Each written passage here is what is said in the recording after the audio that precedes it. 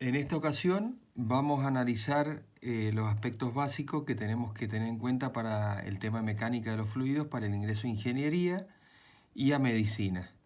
Medicina, odontología y todas las carreras de la Facultad de Medicina. Vamos a distinguir, marcar algunos aspectos que distinguen a los sólidos de los fluidos.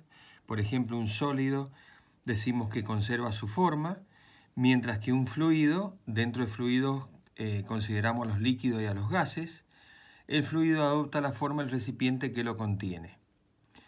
Si analizamos las fuerzas intermoleculares, los sólidos tienen altas fuerzas de atracción intermolecular, son incompresibles, mientras que los líquidos tienen la fuerza de atracción intermolecular de una magnitud intermedia y los gases tienen fuerza de interacción intermolecular muy bajas. ¿Qué otra diferencia vamos a marcar? Los líquidos conservan su volumen, adoptan la forma del recipiente que los contiene. Y el gas tiene un volumen variable y adopta la forma del recipiente que lo contiene.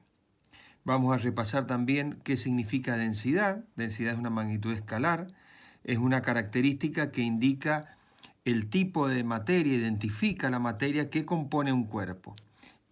La vamos a identificar con la letra delta, la letra griega delta, y es el cociente entre la masa y el volumen. Decimos que la densidad absoluta es la masa por unidad de volumen. En el sistema MKS o sistema internacional que hemos hablado, la vamos a medir en kilogramos por metro cúbico. En el sistema CGS la medimos en gramos por centímetro cúbico. En el sistema técnico en unidad técnica de masa por metro cúbico.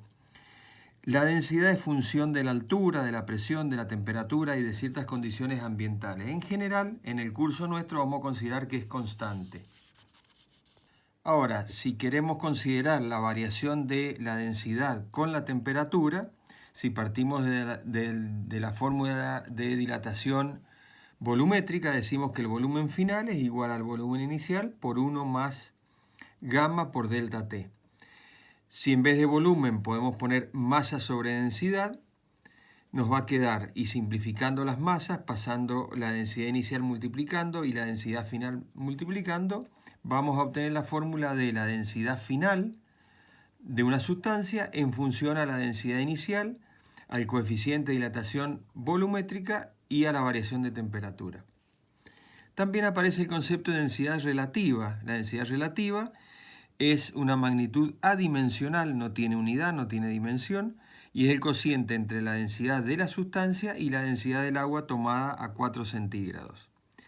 Definimos el peso específico como una magnitud de tipo vectorial y es igual al cociente entre el peso y el volumen de un cuerpo. Decimos que es el peso por unidad de volumen. En el sistema MKS lo vamos a medir en newton por metro cúbico, en el sistema CGS en dina por centímetro cúbico y en el sistema técnico en kilogramos fuerza por metro cúbico. También aparece el peso específico relativo como el peso específico absoluto de una sustancia dividido el peso específico del agua. Ese peso específico relativo también es una magnitud adimensional. Ahora, si nosotros ponemos el peso específico como el peso sobre volumen y el peso lo ponemos como masa por aceleración de la gravedad, nos va a quedar que masa sobre volumen es densidad. Entonces surge una relación, una fórmula que vincula el peso específico con la densidad. El concepto que vamos a definir es la presión. Primero vamos a definir la presión en un sólido y vamos a decir que es igual al cociente entre la fuerza aplicada en una superficie. Esa presión es una magnitud escalar. Si esa fuerza fuera inclinada y formara un cierto ángulo con la vertical, la presión la vamos a calcular como la componente normal o perpendicular a la superficie dividido la superficie. Y si consideramos el ángulo con la vertical, esta Fn va a ser igual a F por el coseno de alfa. ¿Cómo analizamos o cómo varía esa fórmula? Si yo dejo la superficie constante, fíjense que la presión con la superficie la presión con la fuerza van a ser directamente proporcionales. Si aumenta la fuerza, aumenta la presión. Si disminuye la fuerza, disminuye la presión. Ahora, en esta fórmula, de las tres variables vamos a fijar la presión. Entonces, si yo dejo fijo la presión, al aumentar la superficie, aumenta la fuerza, y al disminuir la superficie, disminuye la fuerza. Son ambas magnitudes directamente proporcionales. Y tercer análisis es, Si dejamos constante la fuerza, fíjense que presión y superficie están a distinta altura en los distintos miembros, entonces directamente van a ser inversamente proporcionales. Si baja la superficie, aumenta la presión, y si aumenta la superficie, disminuye la presión. Esa presión la vamos a medir en el sistema MKS o sistema internacional en Newton por metro cuadrado, que se llama Pascal, en el sistema CGS en Dina por centímetro cuadrado, que se denomina baria, y en el sistema técnico kilogramo fuerza por metro cuadrado. Recién analizamos presión en un sólido, ahora vamos a ver la presión en el interior de un líquido. Y vamos a decir que vamos a calcular la presión como el peso específico del líquido por la profundidad.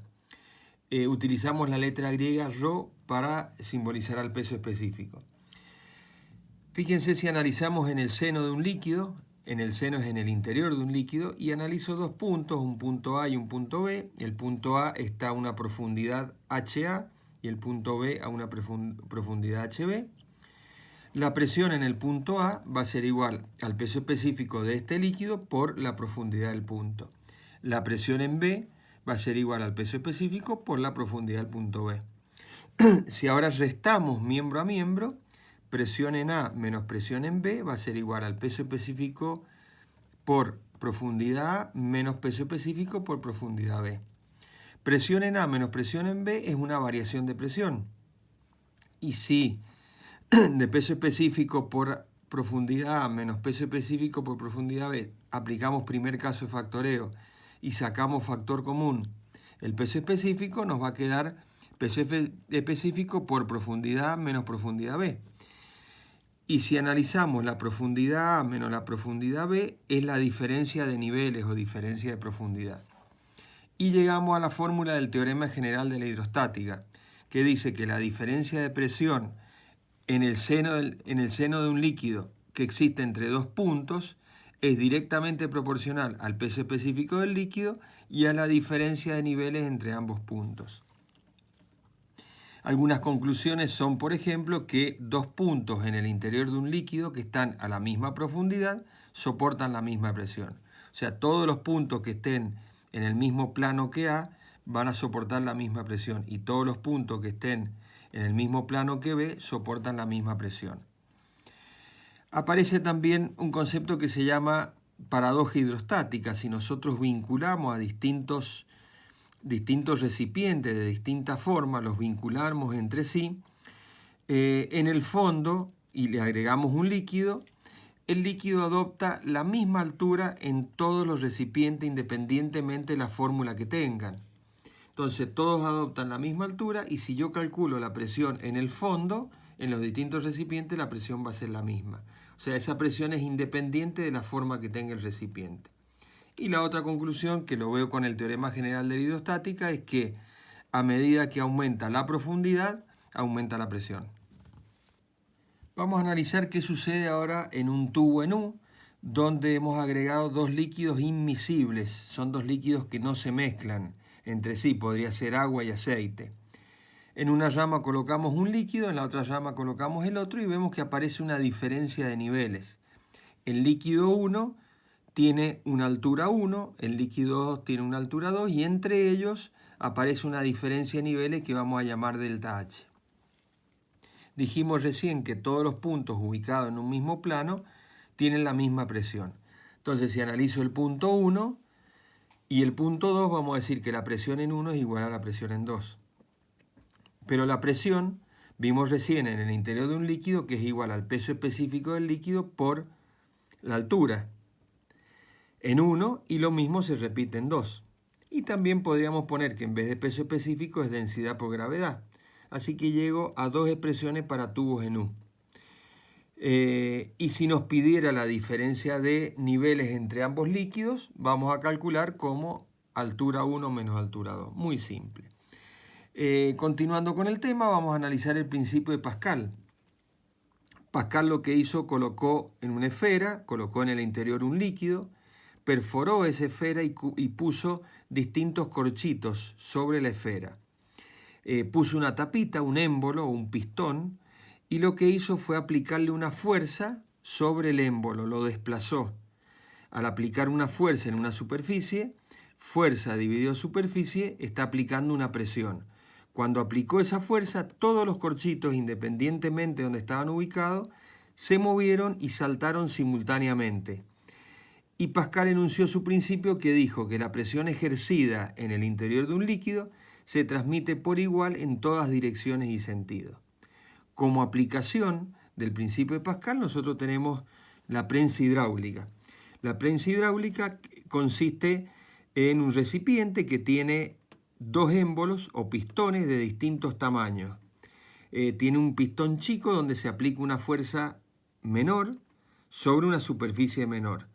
Ese pistón se desplaza y por el principio de Pascal la presión se transmite por igual en todas direcciones y sentidos. Entonces, este pistón se desplaza, se desplaza el fluido y se obtiene una fuerza 2. De modo que la presión aplicada en 1 es igual a la presión obtenida en 2. La presión, como lo estamos aplicando en un sólido, la calculamos como fuerza sobre superficie, tanto en 1 como en 2. Y ahí llego a una expresión de la fórmula de la prensa hidráulica. Vamos a ver otros casos más. Bien, si ese émbolo o pistón normalmente es circular, pero podría ser cuadrado o rectangular, la superficie del émbolo va a ser pi por radio al cuadrado o pi por diámetro cuadrado sobre 4.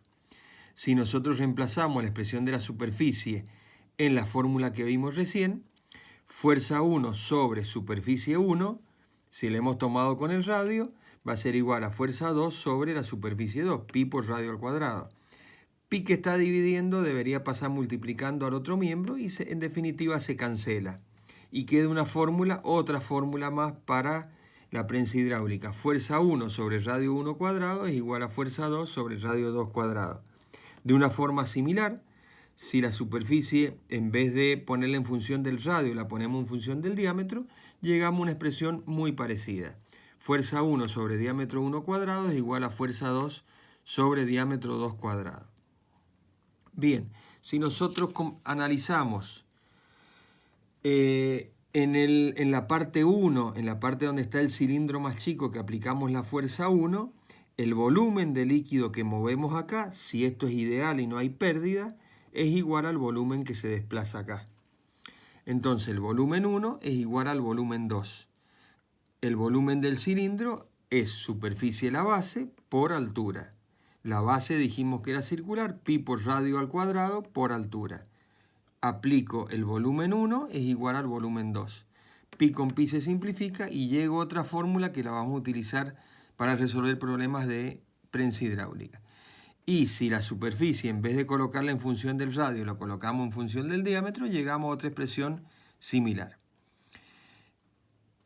Y el último puntito que vamos a analizar es el trabajo que hemos aplicado en un cilindro es igual al trabajo que recibimos en el otro si es una situación ideal que no haya pérdida.